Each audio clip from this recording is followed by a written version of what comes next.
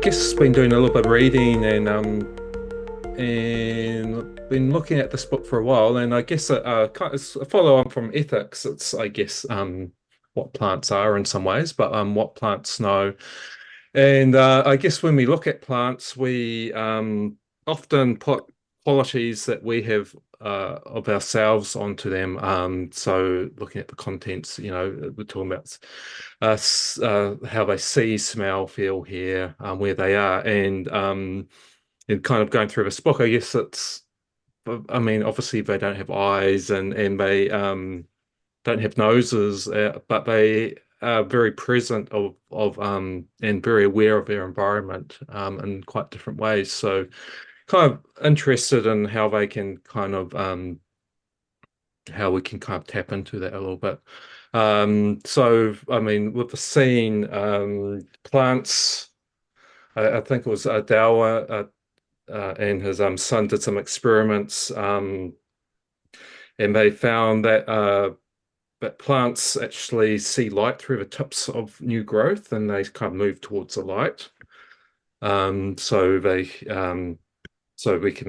so often we use these techniques to manipulate them as well. And certain colors also trigger things like flowering as well. So they're used commercially. Um, so they, I guess, know, time of day, if it's winter, through that as well. Smells, it's mainly around chemicals that they might produce. So a thing that we kind of are aware of, I guess, is when we have a unripe avocado, we put it into a bag with a ripe banana, and that's actually the gases from a banana, which the avocado can kind of sense. And there's examples of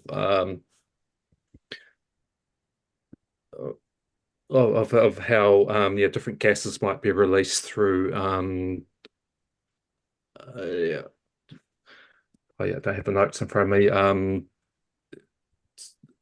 So when there's disease and stuff, other plants around them kind of know about that as well. So another way that we can possibly, I guess, get data is about the gases they might produce as well. And with the feelings, as far as I've kind of read about that so far as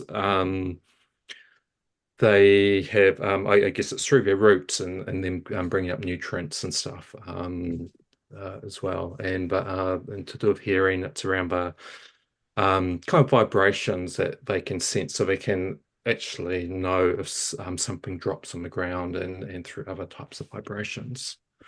And the book gives, I guess, kind of a scientific experiments which were done at that time. So I guess the reason why I bring this up, I'm kind of interested on how plants communicate, but also how we can get data, I guess, that we can use and also maybe give back to the plants. And a little project I've been doing for a while around that, which I haven't fully enacted, but a research phase, I guess, is going through and using image generation with AI and kind of trigger some ideas of how we could kind of make different types of devices which we could use. And I guess primarily I've been probably more interested in, I guess, getting data, but in the big picture, I guess, what can we do to the plants as well? And also there's the ethics within that. Is it okay to flash them infrared lights so that they flower when it's not the right time and other such things.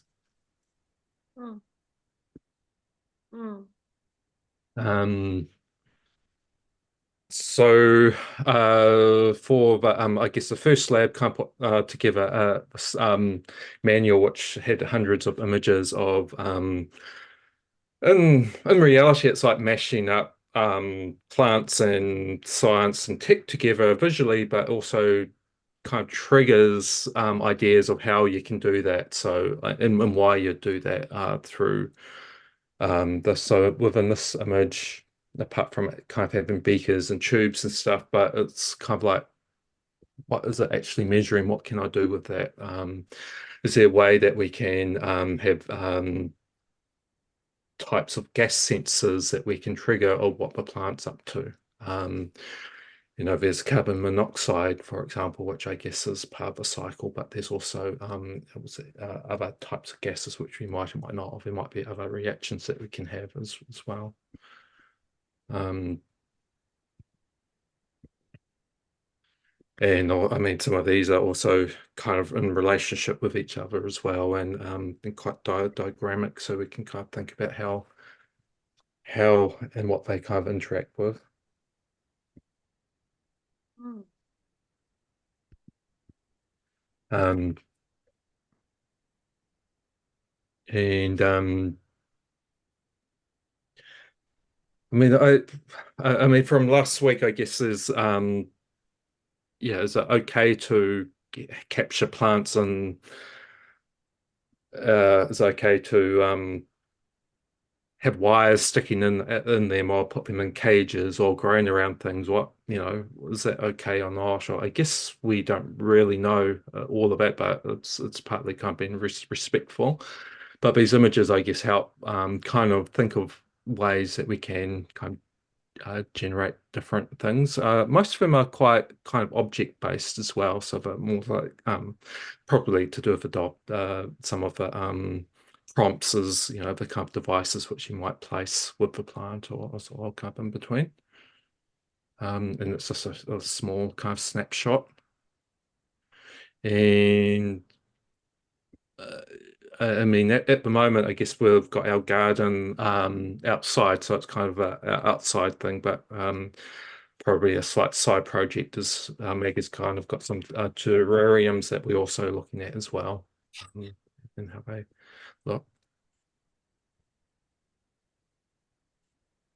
Um, so I guess what I've been wanting to do for a while was just kind of get my hands dirty and I mean, we've got kind of simple well, environmental sensors, but kind of putting sensors with plants, around plants to see what we can do in kind of novel ways.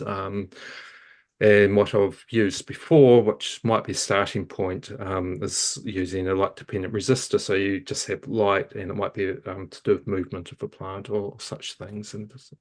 Um, and yeah, there's probably other gases and other type of light as well, which do and kind of make little gadgets or little things which might be part of the garden. Um, and I guess part of the other research been doing is kind of generation. So I've got kind of an Easter egg of a video which um, made a little while ago. It's a weird living plant. If it plays, don't know how this will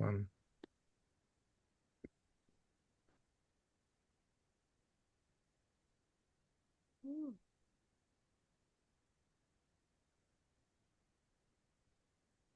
so yeah, I guess it's kind of taking some of the ideas that AI kind of puts out, which yeah, it loves to hallucinate and do random stuff and see if how they kind of bring them into real world as a form of research and a way of being able to do things which are a bit more novel as well and kind of break away from, I guess, some of our preconceptions of how we do things.